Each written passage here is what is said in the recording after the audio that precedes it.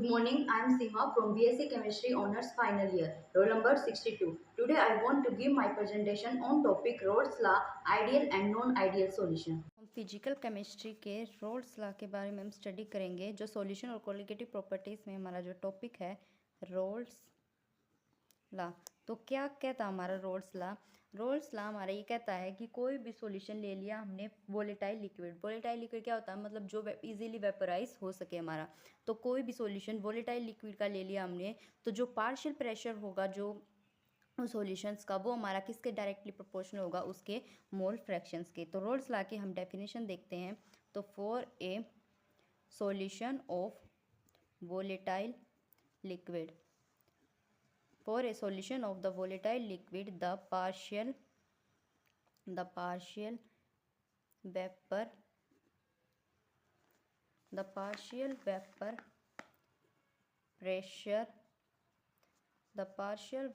pressure of each component, जो प्रत्येक component का जो हमारा पार्शियल प्रेशर होता है ऑफ द सॉल्यूशंस, वो हमारा किसके डायरेक्टली प्रोपोर्शनल होता है? उसके मोल फ्रैक्शंस के। Directly proportional to its mole fraction. जो फ्रैक्शंस जो हमारा प्रेजेंट होता है in the solutions, mole fraction in the solution. तो ये मान लिया हमने कंटेनर ले रखा है और उसमें हमारा पूरा लिक्विड क्या है? हमने प्योर सॉल्वेंट ले रखा है। यहाँ पे इसके क्लियर हो गई है। और जो ये हमने प्योर सॉल्वेंट ले रखा है, तो हम जानते प्योर सॉल्वेंट की मतलब हाई टेंडेंसी होती है कि वो इजीली वेपोराइज हो सकता है। तो यहाँ पे जल्दी से जो हमारे प्योर सॉल्वेंट्स के मॉलिक्यूल हैं वे हमारे वेपर्स की फॉर्म में जाएंगे और यहाँ पे सरफेस पे जाके हमारे चिपक जाएंगे। तो इसमें हम देखते हैं वेपर प्रेशर ऑफ लिक्विड, और इसी में हमने एक सेम कंटेनर ले रखा है। ये इसमें प्योर लिक्विड भी है, लेकिन ऊपर से हम इसमें सेकंड कंडीशंस क्या अप्लाई करते हैं कि इसमें हम एक सोल्यूट ऐड कर देते हैं। तो सोल्यूट ऐड करते ही साथ जो हमारा प्योर सॉल्वेंट नहीं रहेगा, इसकी टेंडेंसी क्या हो जाएगी? कम टेंडेंसी होगी कि ये हमारा वेपराइज कम हो, क्योंकि हमने नॉन वोलेटाइल इसमें क्या ऐड कर दिया है? सोल्यूट ऐड कर दिया। ये हमारा बी हो गया और ये हमारा क्या हो गया है? ए पार्ट हो गया है। तो इसमें vapour pressure of the liquid a at pure state. तो प्योर स्टेट में हमारा वेपर प्रेशर क्या होगा? प्योर स्टेट के लिए हम क्या लेते हैं? पी नोट, और ए जो हमारी प्योर सॉल्वेंट हमने ले रखा है। वैसे ही vapour pressures of the liquid B जो हमने सेकंड कंडीशंस में लिया था, क्योंकि इसमें हमने जो लिक्विड ऐड किया था वो प्योर ही तो ऐड किया था। तो बी पॉइंट में प्योर सॉल्वेंट्स का, इसमें हमारी कंडीशंस क्या हो जाएगी? P naught B. तो जो वेपर प्रेशर प्योर सॉल्वेंट का ये होगा वो हमारा उसकी किसके इक्वल होता है? अकॉर्डिंग टू रोल्स लॉ वो उसके मोल फ्रैक्शंस के इक्वल होता है। ऐसे ही पी नोट भी हमारा किसके इक्वल होता है? उसके मोल फ्रैक्शंस के इक्वल होता है। तो रोल्स लॉ हमारा यही कहता है, अकॉर्डिंग टू रोल्स लॉ, कि जो पार्शियल वेपर प्रेशर होता है वो डायरेक्टली प्रोपोर्शनल हमारे किसके होता है? मोल फ्रैक्शंस के। तो इसमें जो हमने ए जो सॉल्वेंट लिया है और बी जो सोल्यूट का मोलिक्यूल लिया है, तो पी टोटल प्रेशर हमारा क्या हो गया? Partial pressure of A plus में partial pressure of the B. तो इस पी टोटल में हम जो ए का सॉल्वेंट का प्योर स्टेट में लिया है और बी का जो प्योर सॉल्वेंट में लिया है उसके इक्वल पुट कर देंगे। तो पी टोटल हमारा क्या हो जाएगा? पी टोटल मतलब जो हमारा सॉल्यूशंस का ही है, तो पी ए प्लस में पी बी। पी टोटल को हम पी एस मतलब सॉल्यूशंस के उससे भी लिख सकते हैं। और पी ए का हमारा क्या है? X A P naught A और plus X B P naught B. लेकिन जब हमने सेकंड कंडीशन अप्लाई की थी कि उसमें हमने एक नॉन वोलेटाइल सॉल्यूट को ऐड कर दिया। नॉन वोलेटाइल सॉल्यूट ऐड करते ही साथ जो हमारी इवेपोरेशंस की जो प्रोसेस थी वो हमारी क्या हो जाएगी?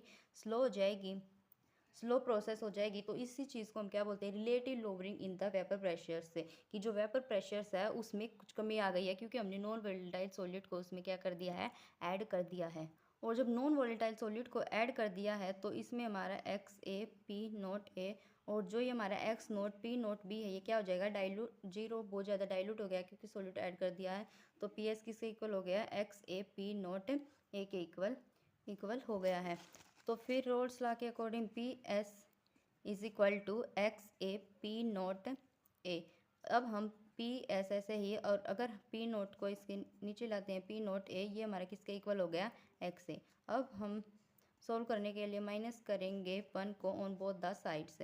तो 1 minus P S upon P naught A is equal to 1 minus X A. और हम जानते हैं एक्स ए प्लस में एक्स बी जो मोल फ्रैक्शंस होता है वो ऑलवेज इक्वल्स टू 1 होता है। तो इसमें एलसीएम लेके जब हम इसको सॉल्व करेंगे तो P naught A minus P S upon P naught A is equal to ये 1/एक्स ए किसके इक्वल हो जाएगा, हमारा एक्स बी के इक्वल हो जाएगा। तो ये हमारा रोल्स लॉ से जो relative lowering of vapour pressure उसका रिलेशन हमारा निकल के आया हुआ है। अब हम रोल्स लॉ में ही इसमें आइडियल सॉल्यूशंस के बारे में देखते हैं कि रोल्स लॉ के अकॉर्डिंग आइडियल सॉल्यूशंस कौन सा पॉजिटिव डाइवेशंस दिखाता है और नेगेटिव डाइवेशंस शो करता है। तो आइडियल सॉल्यूशंस क्या होते हैं? आइडियल सॉल्यूशंस जो हमारे रोल्स लॉ को फॉलो करते हैं एट ऑल द टेम्परेचर, किसी भी टेम्परेचर पर, which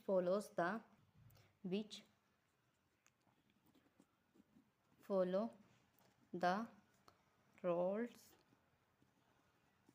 law at all the temperature, सभी टेम्परेचर्स पर जो हमारा रोल्स लॉ को फॉलो करते हैं।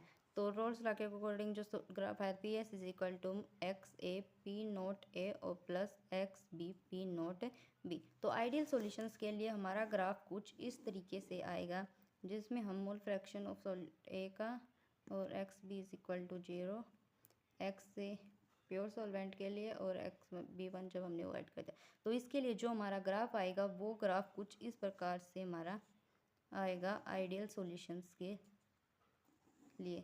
ये हमारा पी टोटल हो जाएगा जिसमें हमारा P A plus P B हो जाएगा वेपर प्रेशर और वर्सेस हम किसके उसमें कर रहे हैं ग्राफ को प्लॉट मोल फ्रैक्शंस के वर्सेस।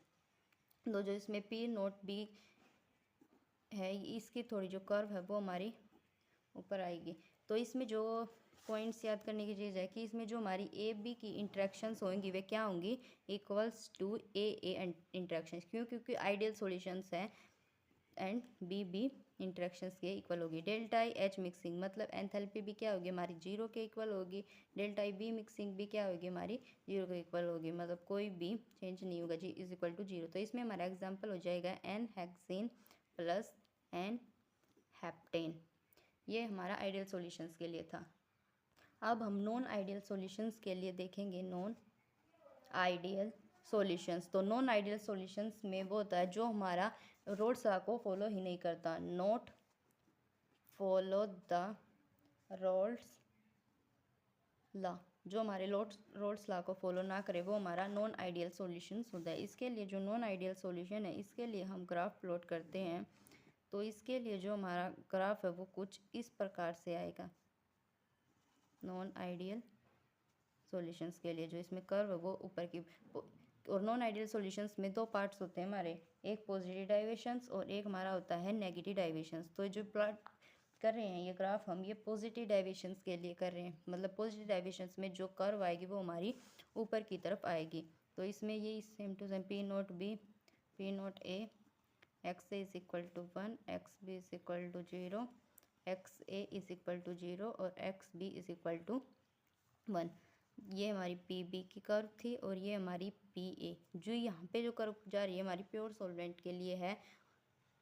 तो इसमें ऐसे ही ग्राफ मोल फ्रैक्शन वर्सेस जो हमारा वेपर प्रेशर है उसके वर्सेस में प्लॉट ग्राफ किया जा रहा है, लेकिन इसमें जो ए बी की इंट्रैक्शंस होंगी वे हमारी कम होंगी। A B interactions are very very less than A and B B interactions. इनकी जो इंट्रैक्शंस होएगी वे हमारी क्या होगी, ज़्यादा इंट्रैक्शंस होंगी। और डेल्टा एच मिक्सिंग भी इसमें क्या पॉजिटिव डाइवेशंस में ग्रेटर दैन 0 और डेल्टा वी मिक्सिंग भी ग्रेटर दैन 0 हो जाएंगी। इसमें जो हमारा एग्जाम्पल हो जाएगा वो हमारा वाटर प्लस मीथेनॉल का एग्जाम्पल हो जाएगा। वाटर प्लस मीथेनॉल जो नॉन आइडियल सॉल्यूशंस में पॉजिटिव डाइवेशंस हमारा शो करते हैं। अब हम नेगेटिव डाइवेशंस के बारे में देखते हैं। इसमें नेगेटिव डाइवेशंस, तो नेगेटिव डाइवेशंस के लिए जो हमारा ग्राफ आएगा वो हमारा कुछ इस प्रकार से आएगा। नेगेटिव मतलब जो लाइनिंग आएंगी वे हमारी कुछ इस प्रकार से आएंगी और इसमें जो कर्व है वो भी हमारी क्या आएगी, नीचे की तरफ आएगी, क्योंकि इसमें हमने पॉजिटिव डाइवेशंस में कर्व ऊपर की तरफ थी और नेगेटिव डाइवेशंस में हमारी नीचे की तरफ आएंगी।